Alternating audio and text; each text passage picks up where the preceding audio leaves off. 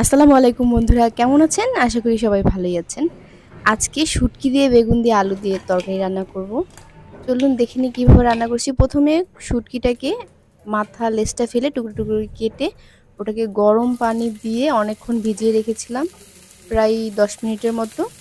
তারপরে ওটাকে ভালোভাবে ধুয়ে নিয়েছি। ধুয়ে নিয়ে একটু তেলের মধ্যে ভেজে নিচ্ছি। শুটকিতে এমনিতেই লবণ থাকে, এখানে আর লবণ দেওয়ার কোনো প্রয়োজন নেই। চাইলে একটু হলুদ দিতে পারেন। আমি শুধুই একটু তেলের মধ্যে হালকা তেলে নিচ্ছি, নেড়ে চেড়ে ভেজে এটাকে উঠিয়ে নেব।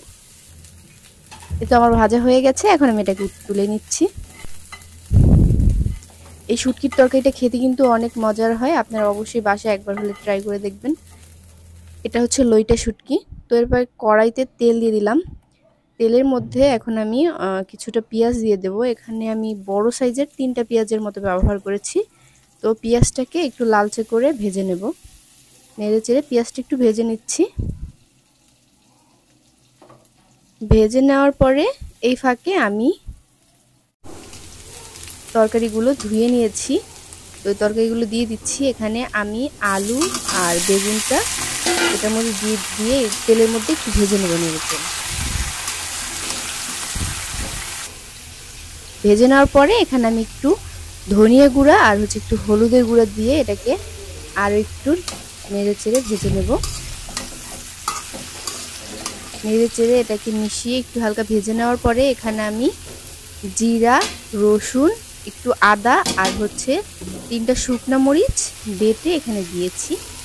দিয়ে এটাকেও নেড়ে চেড়ে এই মশলার সাথে একটু ভেজে নেব।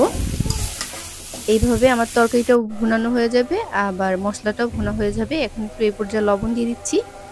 লবণটা যে যেমন খেতে চান স্বাদ অনুযায়ী দিবেন, তরকারির পরিমাণ অনুযায়ী। তারপরে আবার একটু নেড়ে চেড়ে এটাকে মিশিয়ে একদম যখন দেখছি নিজে লেগে লেগে যাচ্ছে, আমার পুরোপুরি ভাজাও হয়ে গেছে এবং মশলা থেকে সুন্দর একটু ঘ্রাণ আসছে, তখন আমি এখানে পানি দিয়ে দেবো সিদ্ধ করার জন্য। আমি তরকারিটা ঝোল তেমন রাখবো না, মাখা মাখা রাখবো, তার জন্য গায়ে গায়ে পানি দিয়ে দিলাম। তারপরে শুটকি আর একটা টমেটো কেটে দিয়েছি। দিয়ে এটাকে ঢাকা দিয়ে ঢেকে আমি এটাকে রান্না করে নেব। মিডিয়াম আঁচে রান্না করে নেবেন।